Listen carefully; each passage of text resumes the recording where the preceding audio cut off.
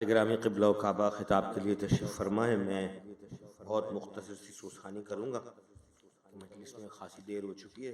درود پڑھ دیں محمد اور آل محمد پر۔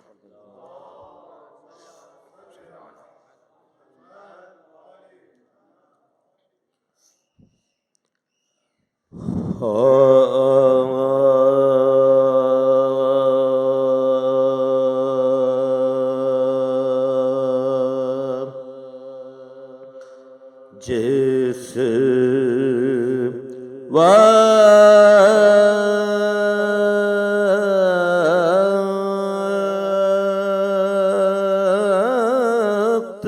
کے غم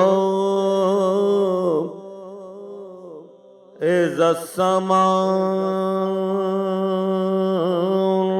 انشقت، جس وقت کے غم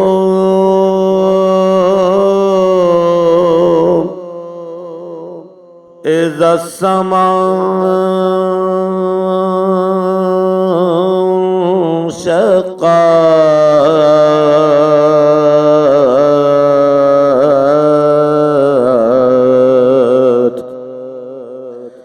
ظاہر ہوں معانی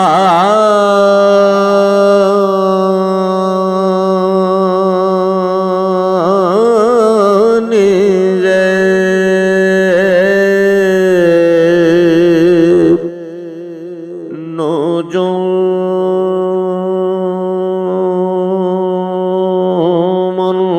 قدرات،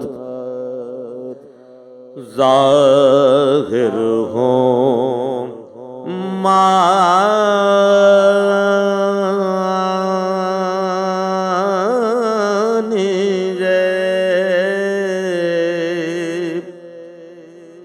نجوم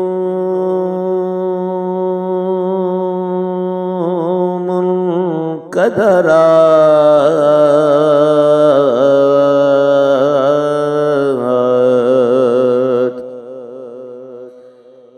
بابا سے کہیں گی فاطمہ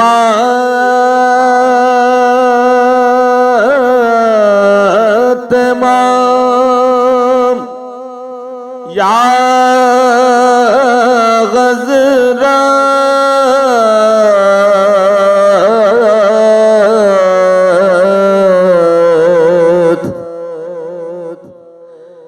بابا سے کہیں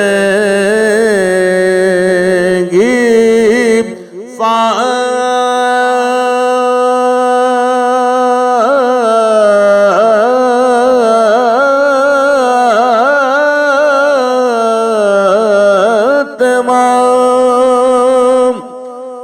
یا غزرہ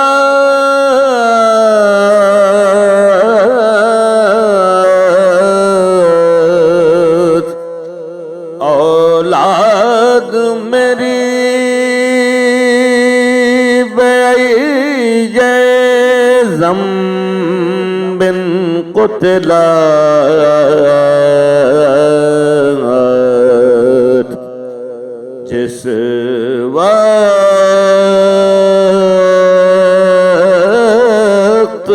کے غم۔ فاتحہ۔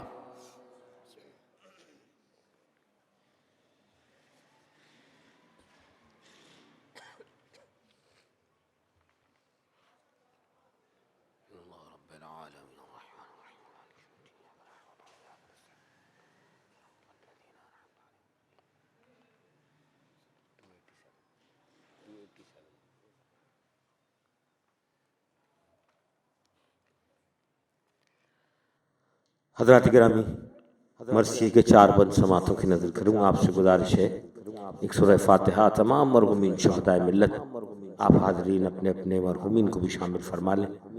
بانی مجلس کے تمام مرحومین، اس میں بالخصوص شہید سبت جعفر زیدی، ابن احمد میاں زیدی، علامہ تقی ہادی اور علامہ علی کرار نقوی صاحب کو شامل فرما کر سورہ فاتحہ کی تلاوت فرمائیں۔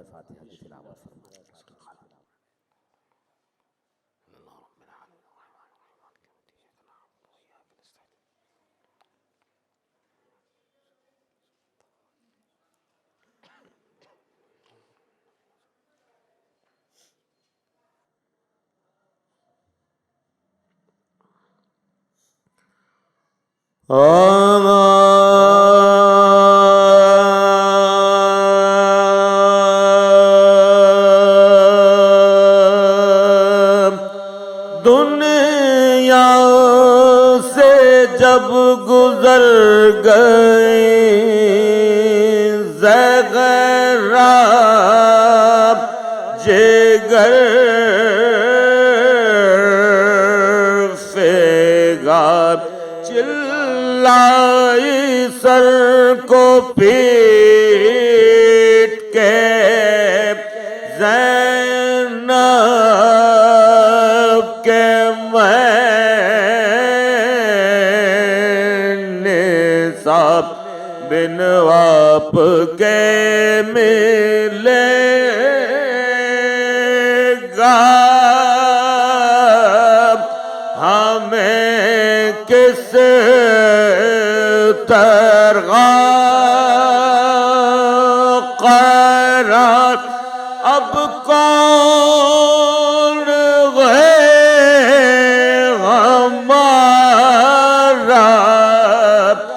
بجز شاہ ذوالفقار جو علم میں غم کی ہٹا دل پچھائی ہے ہم لٹ گئے رسول خدا کی دعائی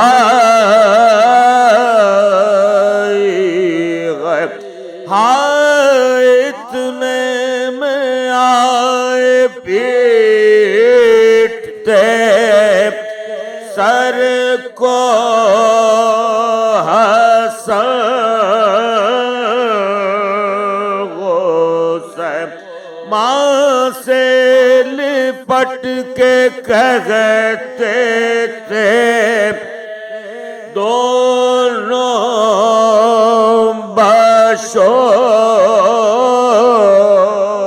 روشن اماں اٹھاؤ سر کو کہ آئے نور عین اے اماں جان غم کو ایک پل بھی چین پگلے گی غم دکھی ہے نہ غم کو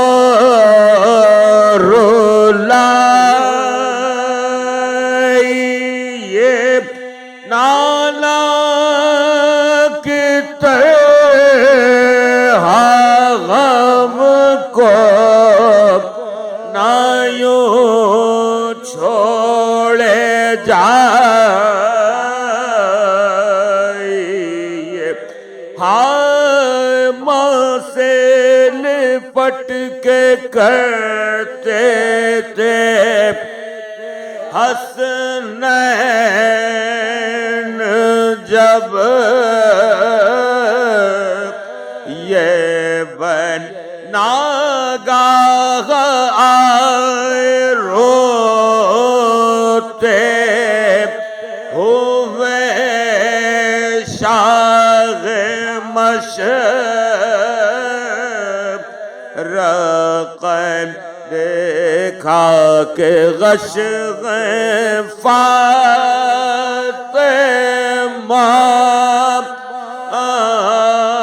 زہرا کے نور عین دے کر دلا سب بچوں کو بولے شہ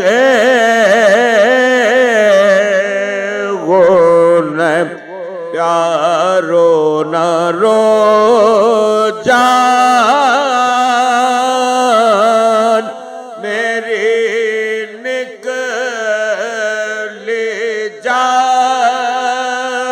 جاتی ہے سن لو صدا بطول کے رونے کی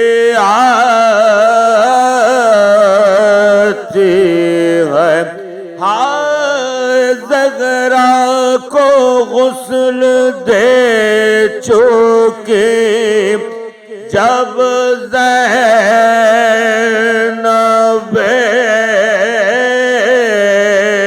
غازی آ کر کفن پہنانے لگے بادشاہ ہے دن آئے گا حسین بھی روتے ہوئے قریب ماں کے گلے لپٹ گئے دونوں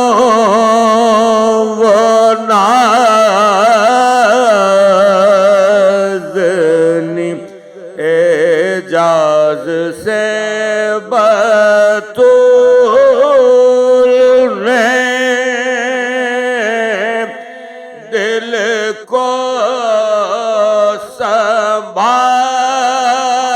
سنبھال کر لے لی بلائے غات کفن سے نکال کر اعجاز سے بطول نے دل کو سنبھال کر لے لی بلائے غات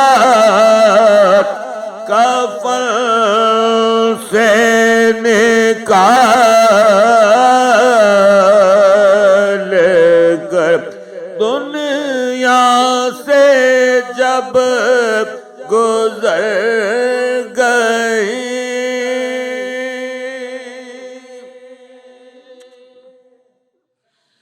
درود پڑھ دے محمد و آل محمد.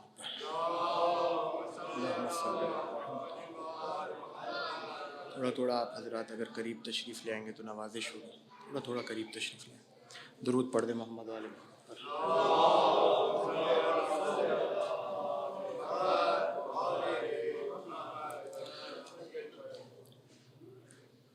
اعوذ باللہ السمیع العلیم من الشیطان اللعین الرجیم.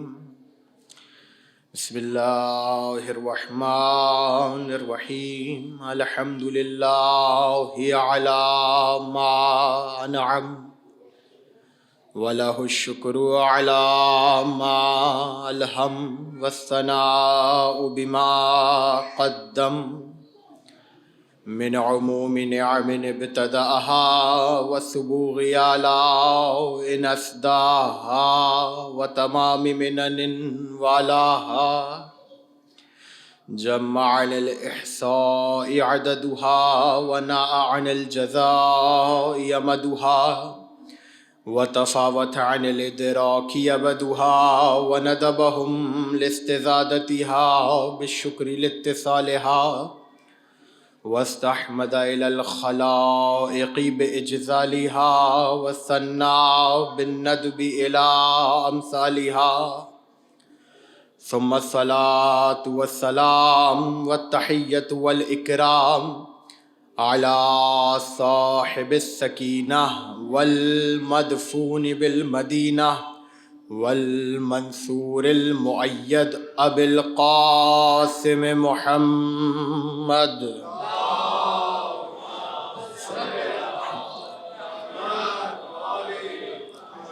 وأهل بيته الطيبين الطاهرين المعصومين المظلومين المنتخبين المنتجبين لا سيما حجة الله في أرضه وعين الله في خلقه ونور الله الذي يهتدي به المهتدون أعني الإمام المهدي من آل ياسين عجل الله تعالى فرجه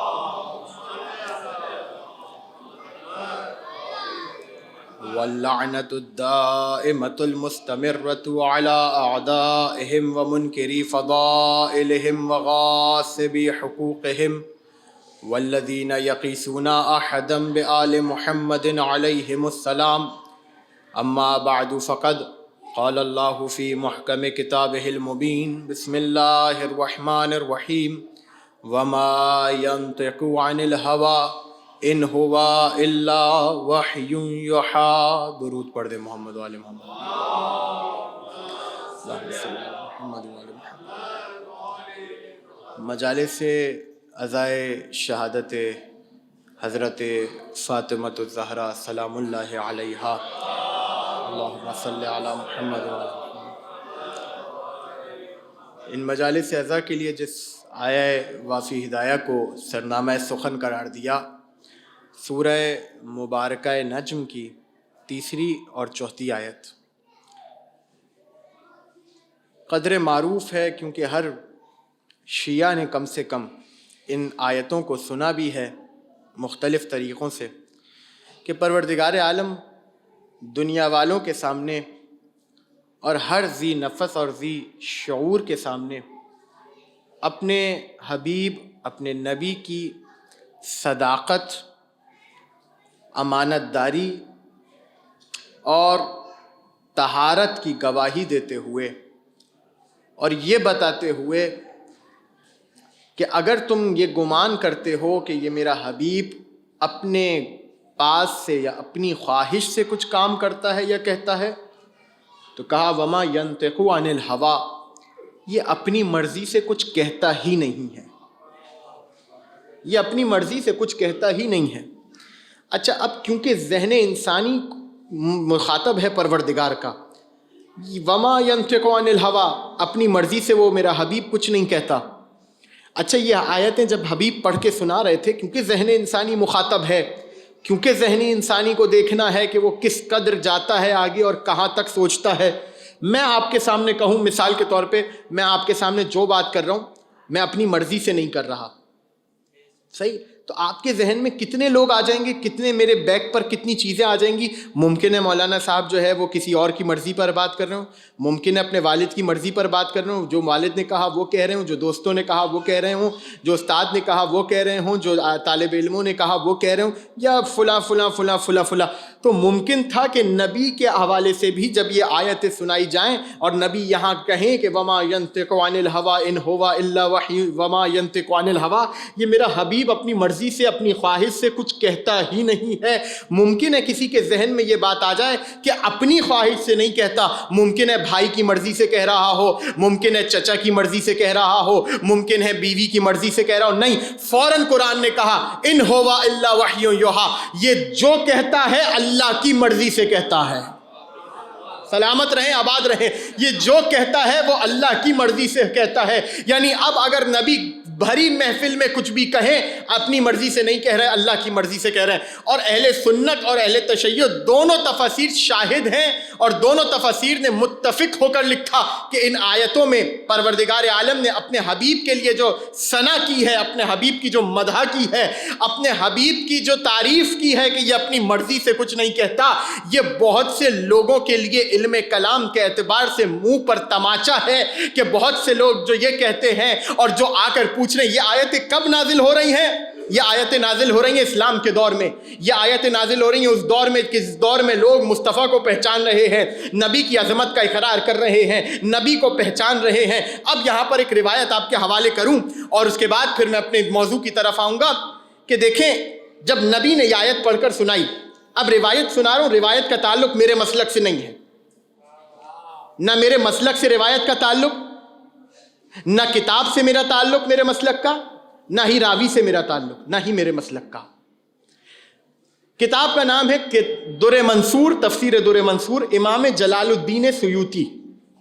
انہوں نے روایت لکھی کہ جب یہ آیتیں نازل ہوئیں تو حضرت ابو ہریرہ نے رسول سے آ کر کہا، میں نے کہا تھا نا میرے مسلک کا کچھ بھی نہیں ہے، سلامت رہیں، آباد رہیں، میں نے کہا تھا میرے مسلک کا کچھ بھی نہیں ہے.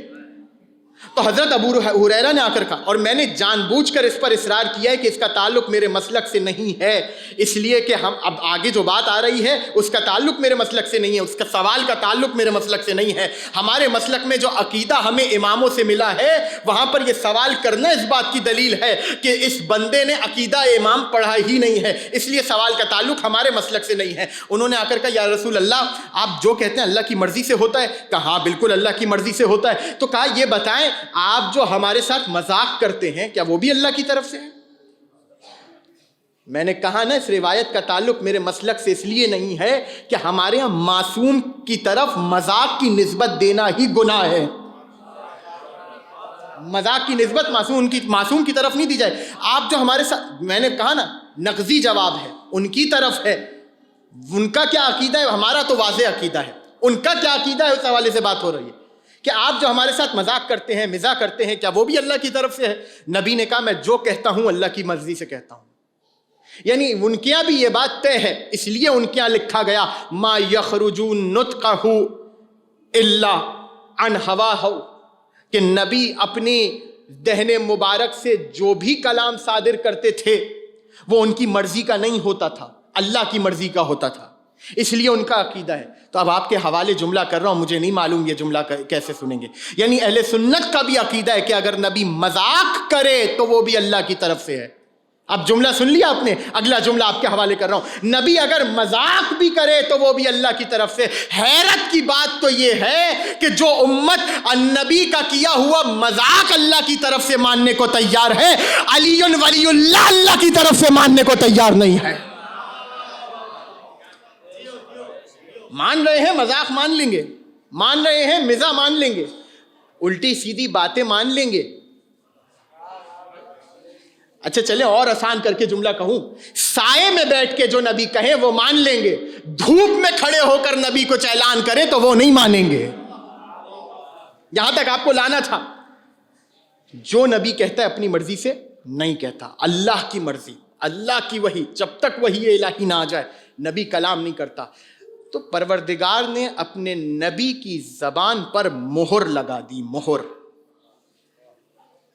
مہر لگا دی کہ یہ نبی کبھی بھی کسی بھی دور میں ہو اپنی مرضی سے کچھ نہیں کہتا، جو کہتا ہے اللہ کی مرضی سے کہتا ہے.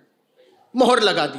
تو کیا صرف زبان پر مہر لگائی، قول پر مہر لگائی؟ نہیں، بلکہ ایک جگہ فرمایا وَمَا رَمَيْتَ إِذْ رَمَيْتَ وَلَكِنَّ اللَّهَ رَمَا. اے میرے حبیب یہ جو پتھر آپ نے پھینکے ہیں یہ آپ نے نہیں پھینکے ہیں، میں نے پھینکے ہیں.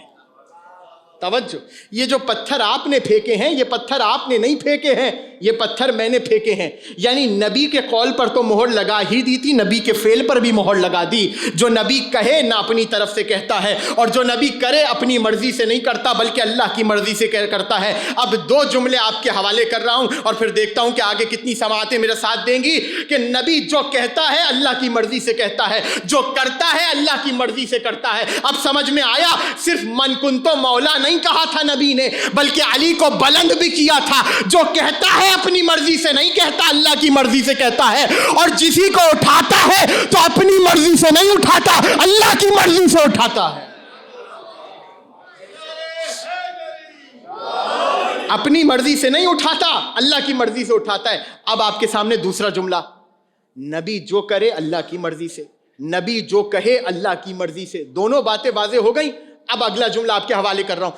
اب سمجھ میں آیا, بیٹھے بیٹھے نہیں کہا تھا نبی نے کہ اے فاطمہ اللہ تمہاری رضا سے راضی ہوتا ہے, تمہارے غضبناک ہونے سے غضبناک ہوتا ہے. ان اللہ یرضی لرضاک وَيُبْغِضُ لِغَضَبِكَ, اے فاطمہ اللہ تیرے راضی ہونے سے راضی ہوتا ہے, تیرے ناراض ہونے سے اللہ ناراض ہوتا ہے. یہ نبی نے بیٹھے بیٹھے نہیں کہا تھا بلکہ روایت کا جملہ ہے.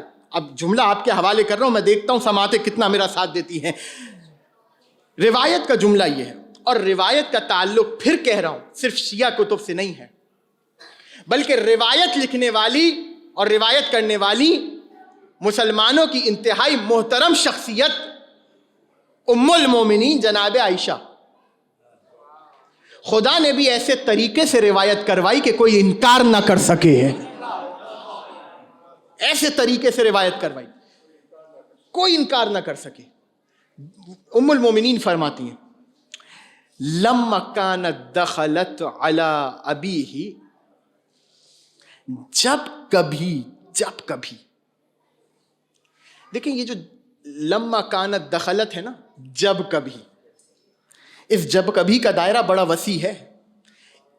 یہ نہیں کہ فاطمہ جب بڑی ہو گئی تھیں تب, نہیں, بچپن میں بھی اگر کبھی اپنے گھٹنیوں کے بل نبی کے پاس آئی ہیں. قام الیہا, نبی نے لپک کے فاطمہ کی طرف کا رخ کیا ہے. توجہ, نبی لپک کر فاطمہ, قام الیہا یعنی کسی کی طرف لپک کر جانا. قام الیہا اس مجمع کو سمجھانے کی ضرورت نہیں ہے جو علم دیکھتے ہی علم کی طرف لپکتا ہے. توجہ, جو علم دیکھتے ہی علم کی طرف لپکے, اس مجمع کو قام الیہا سمجھانے کی ضرورت نہیں ہے. نبی فاطمہ کو دیکھتے ہی ان کی طرف لپکتے تھے. پھر اگلا جملہ, وقبل یدیہا, ان کے دونوں ہاتھوں کو بوسہ دیتے تھے.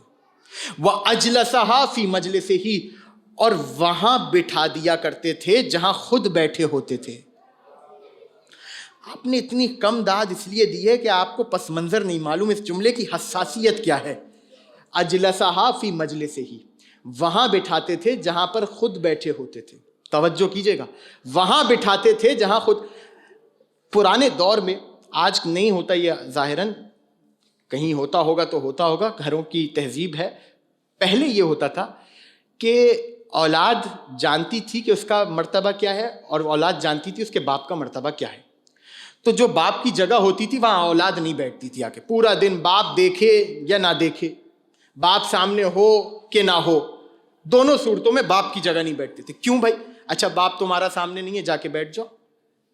اور یہ چیز آج حوضوں میں, حوضہ علمیہ میں ہوتی ہے کہ ہمارا بھی مدرسہ, ہمارے بھی استاد, ان کی جو مسند ہے, ان کی جو جگہ ہے, اگر استاد نہ بھی ہو تب بھی ہماری اتنی جرت نہیں ہے کہ ہم وہاں جا کر بیٹھ جائیں. کیوں بھائی؟ استاد نہیں ہے, جا کے بیٹھ جاؤ. کیمرہ بھی نہیں ہے, کوئی ایسے دیکھ بھی نہیں رہا, کوئی مطلب ایسی بات. اور اگر بیٹھ بھی جائیں گے تو استاد تھوڑی نہ کچھ کہے گا, بیٹھ جاؤ جا کے.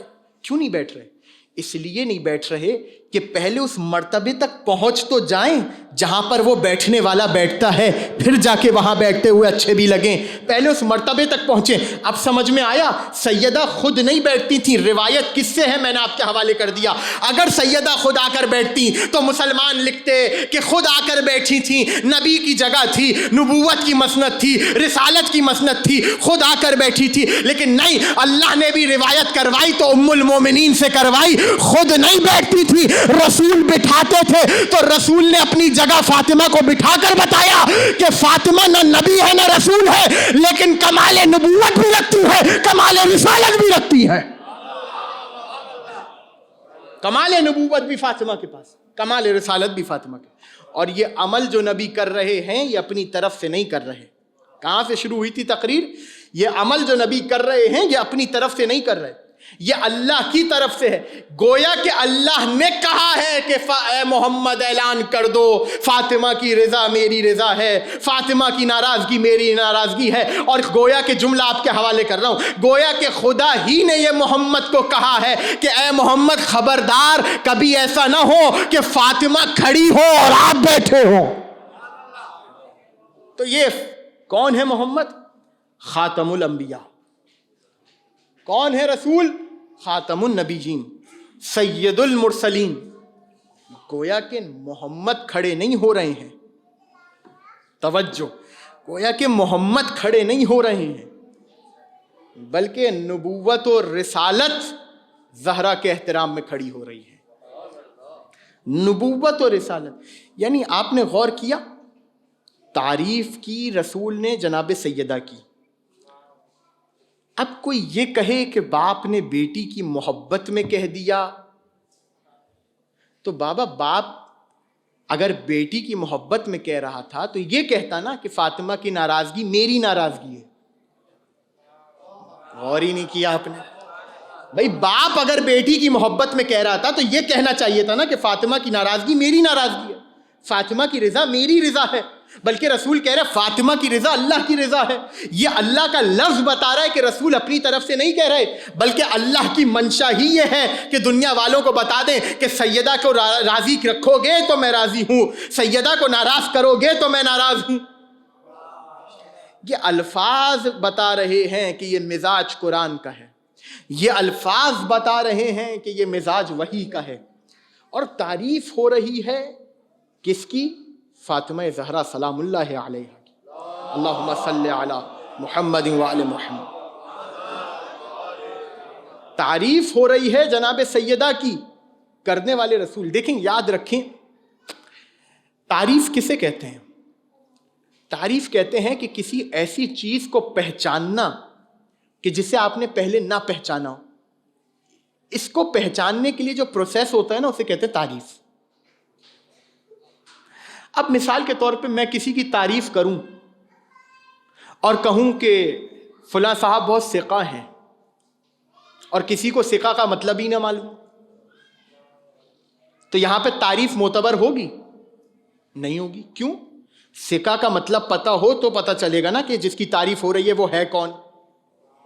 अब मैंने आपके सामने बता दिया, सिका कहते हैं भरोसेमंद को।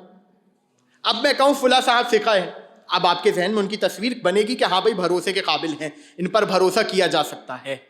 ठीक है, ये होती है तारीफ। यानी तारीफ में तीन चीजें देखी जाती हैं। तवज्जो, तवज्जो। नौजवान मेरा साथ देंगे, बुजुर्गों से दुआएं लूंगा। बुजुर्गों से खिताब नहीं कर रहा, मुझसे बेहतर जानते हैं, नौजवानों से खिताब कर रहा हूं। तारीफ में तीन चीजें जरूरी हैं, बहुत जरूरी है, इसके बगैर तारीफ नहीं। पहले यह देखा जाए कि तारीफ करने वाला कौन है। मेरा साथ दीजिएगा, नतीजा आपके हवाले करूंगा। पहले यह देखा जाएगा कि तारीफ करने वाला कौन है, फिर यह देखा जाएगा कि तारीफ की किसकी जा रही है, और फिर यह देखा जाएगा कि किन अल्फाज से तारीफ की जा रही है। अब जुमला आपके हवाले कर रहा हूं, किन अल्फाज से तारीफ की जा रही है। तो अब याद रखिएगा, जब तारीफ करने वाला किसी की तारीफ करता है, उन अल्फाज को चुनता है जो उसके और जिसकी तारीफ की जा रही है उसके पलड़े पर आए, उसकी शान के मुताबिक हो। यानी जितना बड़ा आदमी उतने बड़े अल्फाज। अब समझ में आया? अब समझ में आया कि उस दौर में, कि जिस दौर में लोग अपने माशूकों की तारीफ कर रहे थे, अबू तालिब उसकी तारीफ करते थे जो अल्लाह का महबूब है। अबू तालिब उसकी तारीफ करते थे कि जो अल्लाह का महबूब है। तो अब जुमला आपके हवाले कर रहा हूं, तारीफ करने वाले अल्लाह, तारीफ करने वाला अल्लाह, जिसकी तारीफ हो रही है उसका नाम है मोहम्मद, और जिन लफ्जों से तारीफ हो रही है उसका नाम है कुरान। और कुरान के लिए खुद कुरान में कह चुका, अगर हिम्मत है तो इस जैसी किताब ले आओ, ارے ہمارے محمد کا قصیدہ ہے، اس کا ثانی ہی کوئی نہیں ہے. جس طرح محمد کا ثانی کوئی نہیں، اس طرح محمد کے قصیدے کا ثانی کوئی نہیں. اس کا ثانی تو لے کر آؤ، اس کی مثل تو لے کر آؤ. یہ ہے تعریف. تو پروردگار نے قرآن میں ہر نبی کی تعریف، ہر نبی کے بارے میں بتا دیا. آدم یہ تھے، نوح یہ تھے، ابراہیم یہ تھے، موسیٰ یہ تھے، عیسیٰ یہ تھے، یحییٰ یہ تھے، سلیمان یہ تھے، محمد یہ ہیں. جان لو، تاکہ یہ نہ کہہ سکو کہ میں جانتا ہی نہیں تھا آدم کون ہے، مجھے کیا معلوم کہ نوح کون ہے. تو قرآن نے پہلے ہی ذکر کر دیا نا. تو جب مقام تعریف پر آیا اور حضرت آدم کا نام لیا تو قرآن نے کہا علم آدم الاسماء کلہا، ہم نے جناب آدم کو تمام کے تمام اسماء کا علم دے دیا. توجہ توجہ، نقطہ آپ کے حوالے کرنے جا رہا ہوں. ہم نے جناب آدم کو تمام کے تمام اسماء کا علم دے دیا. جب نوح کی تعریف کی تو کہا وَلَقَدْ أَرْسَلْنَا نُوحًا إِلَىٰ قَوْمِهِ إِنَّا لَكُمْ نَذِيرٌ مُّبِينٌ، کہ جب ہم نے نوح کو بھیجا ان کی قوم والوں کی طرف تو نوح نے جا کر یہ کہا کہ میں تمہارے درمیان روشن واضح طور پر نذیر بنا کر بھیجا گیا ہوں. اور جب تعریف کی جناب ابراہیم کی تو قرآن نے کہا وَاتَّخَذَ اللَّهُ إِبْرَاهِيمَ خَلِيلًا، ہم نے اللہ نے جناب ابراہیم کو اپنا دوست بنایا، اللہ نے جناب ابراہیم کو اپنا خلیل بنایا. جب تعریف کی جناب موسیٰ کی تو آواز دی فرجع موسیٰ الی قومہ غضبان آسفا، ہم نے موسیٰ اپنی قوم کی طرف واپس اس حالت میں پلٹے کہ شدید حیبت میں تھے، شدید غصے میں تھے. جب تعریف کی جناب سلیمان کی تو کہا فسخرنا لہ الریح تجری بامرہ، ہم نے جناب سلیمان کے لیے تمام کی تمام ہواؤں کو مسخر کر دیا. اب یہ ہوائیں چلتی ہیں، جملہ آپ کے حوالے کرنے جا رہا ہوں، اب یہ ہوائیں چلتی ہیں تو سلیمان کی مرضی سے چلتی ہیں. اور جب تعریف کی جناب یحییٰ کی تو کہا کانوا لنا خاشعین، یحییٰ ہمارے خاشع اور متواضع بندوں میں سے تھے. جب تعریف کی جناب عیسیٰ کی تو قرآن نے آواز دی وآتینا عیسیٰ ابن مریم البینات وایدناہ بروح القدس، ہم نے جناب عیسیٰ کی مدد کی، جناب عیسیٰ کو بینات عطا کیے اور ان کی مدد کی روح قدس کے ذریعے. اور جب تعریف کی میرے محمد مصطفیٰ کی تو ایک مرتبہ قرآن نے آواز دی وما ارسلناک الا رحمۃ للعالمین، اے میرے حبیب ہم نے آپ کو عالمین کے لیے رحمت بنا کے بھیجا. تو جب مصطفیٰ نے دیکھا کہ امت جان چکی آدم کون ہے، امت جان چکی کہ نوح کون ہے، امت جان چکی کہ ابراہیم کون ہے، امت جان چکی کہ موسیٰ کون ہے، امت جان چکی سلیمان کون ہے، امت جان چکی یحییٰ کون ہے، امت جان چکی عیسیٰ کون ہے، امت جان چکی کہ میں محمد کون ہوں. پھر کہا من اراد ان ينظر الى آدم في علمه والى نوح في فهمه والى موسى في بطشه والى ابراہیم في خلته والى سلیمان في حشمته والى یحییٰ في زہده والى عیسیٰ في صفوته والى محمد في کمالہ فلینظر الی علی ابن ابی طالب. جو چاہتا ہے کہ آدم کو علم میں دیکھے، نوح کو فہم میں دیکھے، ابراہیم کو خلت میں دیکھے، موسیٰ کو ہیبت میں دیکھے، سلیمان کو حشمت میں دیکھے، یحییٰ کو زہد میں دیکھے، عیسیٰ کو صفت میں دیکھے. اور جو چاہتا ہے کہ مجھ محمد کو کمال میں دیکھے، اسے چاہیے کہ وہ علی ابن ابی طالب کو دیکھے.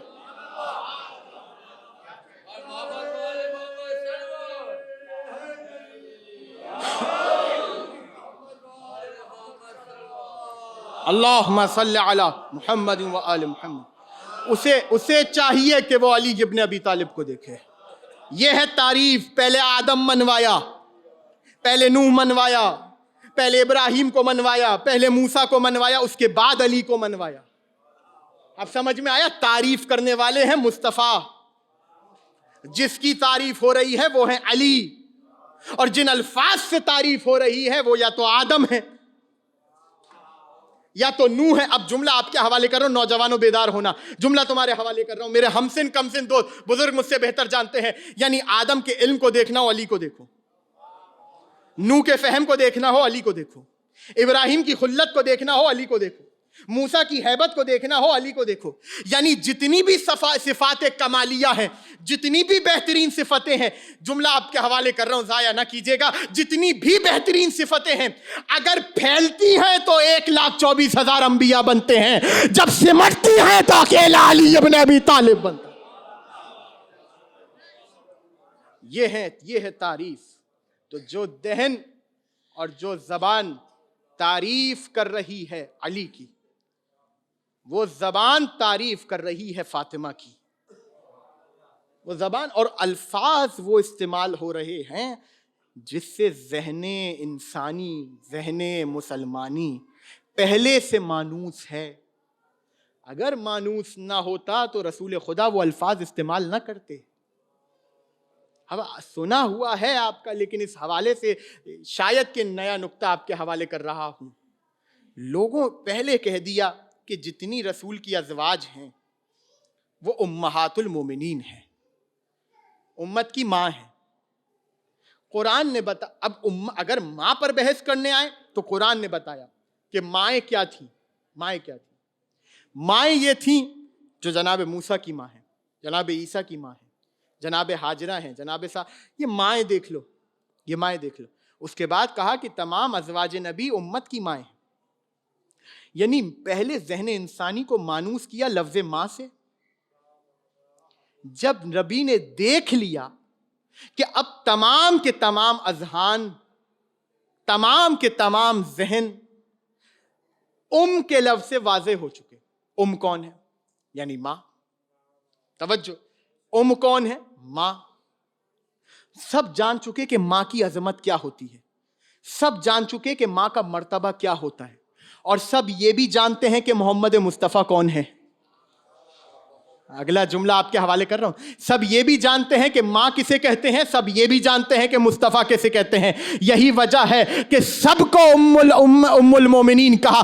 واحد سیدہ ہیں جن کو ام المومنین ام المسلمین نہیں کہا، بلکہ کہا ام ابیہا، اپنے باپ کی بھی ماں ہے،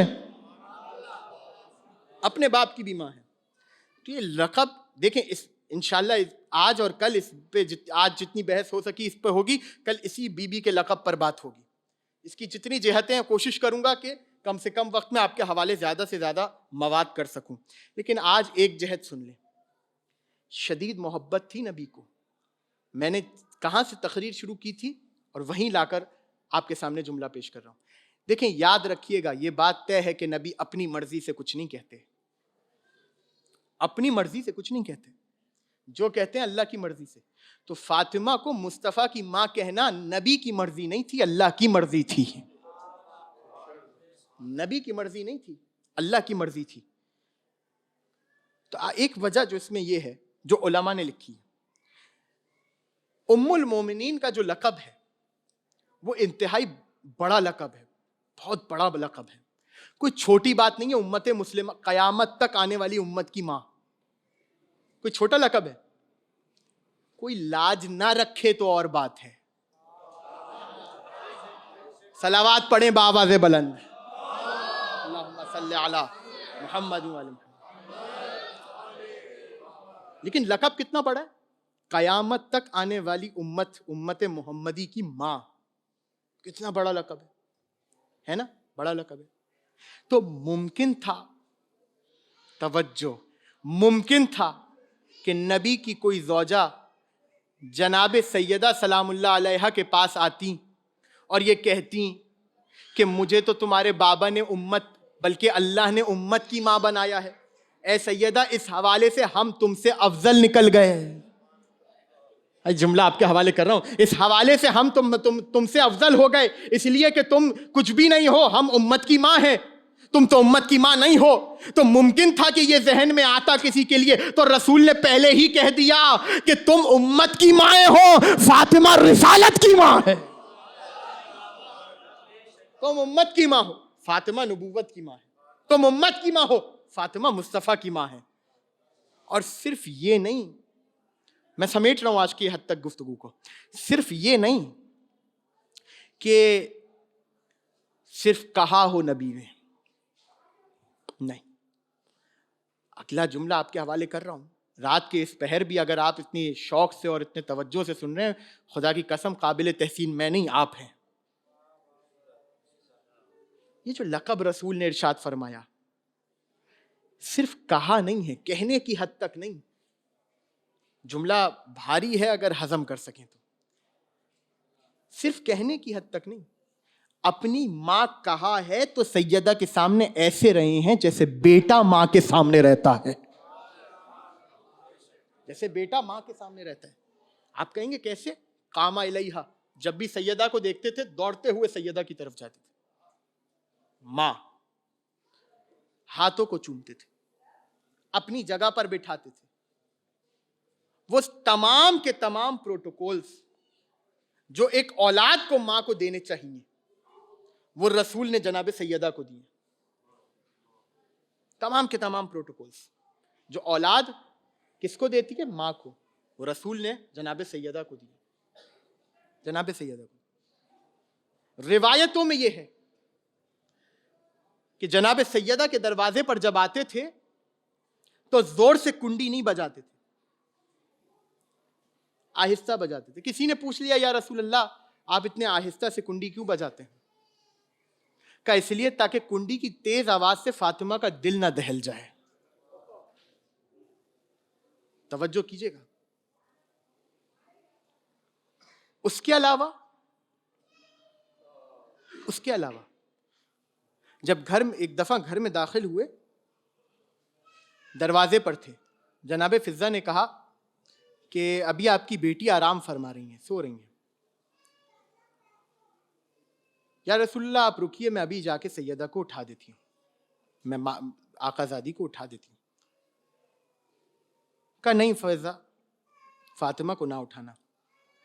یہ کہہ کے رسول دروازے پر کھڑے ہو گئے۔ روایت کہتی ہے جب تک سیدہ کی آنکھ نہیں کھل گئی رسول دروازے پر کھڑے رہے دروازے پر، تاکہ سیدہ کو اذیت نہ ہو۔ اس طرح کے کئی واقعات ہیں عزیزوں کہ جہاں پر تکریم کی ہے رسول خدا نے جناب سیدہ کی۔ بہت سی روایتیں وہ ہیں جو دروازے سے متعلق ہیں۔ کھڑے ہوتے تھے کم سے کم 6 ماہ، زیادہ سے زیادہ مہینوں، اور کھڑے ہو کر سلام کیا کرتے تھے، السلام علیکم یا اہل بیت النبوہ، اے نبوت کے گھر والوں آپ پر میرا سلام۔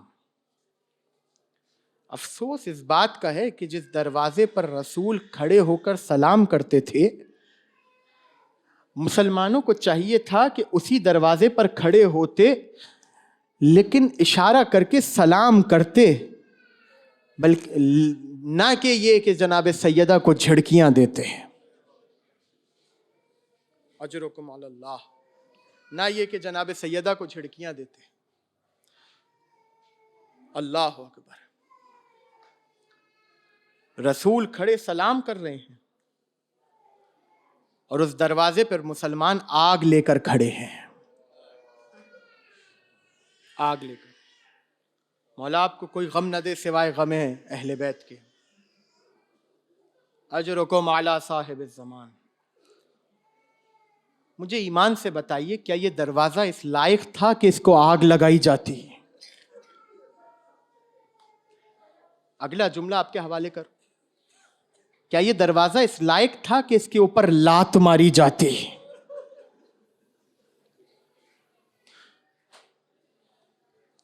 اللہ اکبر، اللہ اکبر۔ سیدہ پشت دروازہ پر، حکم دیا گیا کہ وہ لکڑیاں لے کر آؤ جو دیر تک آگ کو پکڑے رکھے ہیں۔ امام محمد باقر علیہ السلام فرماتے ہیں کہ وہ لکڑیاں کہ جن لکڑیوں سے جناب سیدہ کے دروازے کو جلایا گیا تھا وہ آج بھی ہمارے پاس موجود ہیں، اور جب قائم تشریف لائیں گے تو انہی لکڑیوں سے ان دونوں کو جلائیں گے۔ لکڑیاں جمع کی گئیں، سیدہ کے دروازے پر لکڑیوں کو جمع کیا گیا، آگ لگائی جا رہی تھی۔ جانتے ہیں دروازے سے آواز کیا آئی تھی؟ آواز آئی تھی اخرجی علیًا، اے فاطمہ علی کو باہر بھیجو۔ بی بی نے ایک جملہ کہا علی ابھی قرآن کے کاموں میں مصروف ہیں۔ آپ سب غیرت مند بیٹھے ہیں، آپ سب غیرت ولایت لے کر بیٹھے ہیں۔ ایک جملہ آپ کے حوالے کروں، یہ جملہ سن کے گزر جانے کے لیے آسان ہے، لیکن اگر محسوس کریں اور یہ سوچیں کہ دروازے کے پیچھے کھڑا کون تھا، اگر یہ جملہ ہمارے گھر کی کسی خاتون کو کہا جاتا تو خون کھول جاتا عزادارو۔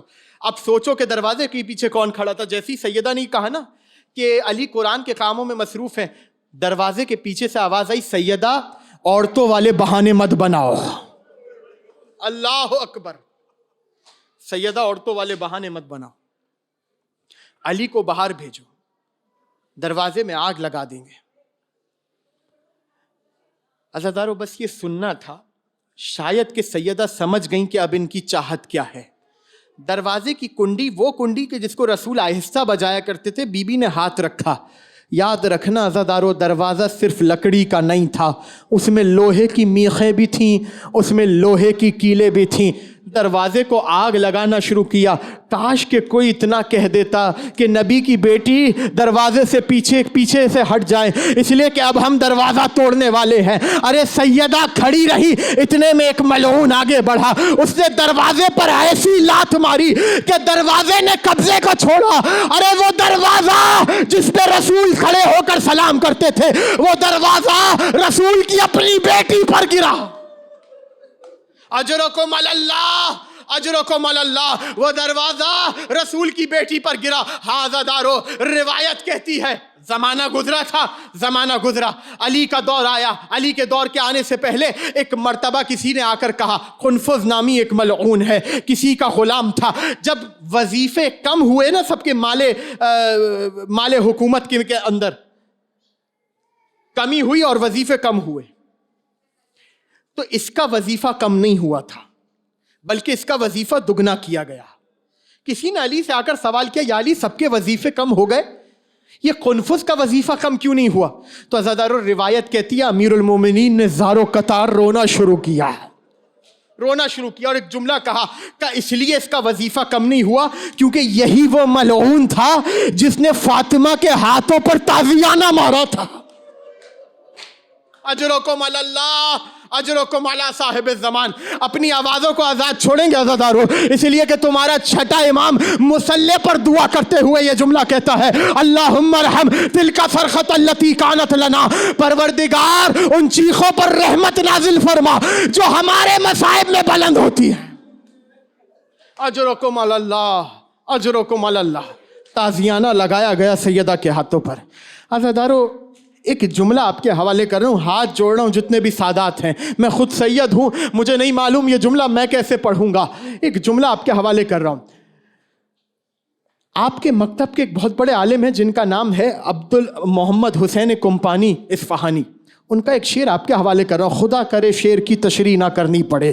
ہاتھ میرے جڑے ہوئے ہاتھ دیکھنا اور یہ شعر سن لینا. وہ کہتے ہیں، لست ادری خبر المسمار صدرہا خزینۃ الاسرار. مجھے نہیں معلوم دروازے کی اس کیل کے بارے میں. ارے اس سینے سے پوچھو جس سینے میں وہ کیل آ کے دھسی تھی. ارے اس سینے سے پوچھو جو اسرار الہی کا خزینہ تھا. عزادارو ایک تو ہوتا ہے جھٹکے سے زخم لگے اور ہٹ جائے. روایت کہتی ہے کہ جب سیدہ پر دروازہ گرا اور وہ کیل سیدہ کے پیوست تھی، روایت کہتی ہے کافی دیر قنفذ منامی ملعون اسی دروازے پر پاؤں رکھ کر کھڑا رہا. سیدہ آواز دیتی رہی، یا فضا الیک فخذینی، فضا مجھے سنبھالو، میرا منہ سے نہ مارا گیا. اجرکم علی اللہ. کریں گے عزادارو، کوئی نہیں تھکے گا، اپنی اپنی آوازوں کو بلند کریں گے. روایت کہتی ہے جب سیدہ دروازے کے نیچے تھی نا، بی بی نے اپنے مصائب خود پڑھے ہیں عزادارو، بی بی نے اپنے مصائب خود پڑھے ہیں. اور بی بی نے یہ جملہ کہا ہے کہ جب میری آواز بلند ہوئی تو بی بی فرماتی ہے، اور یہ مقاتل میں موجود ہے، ضربنی علی وجہی.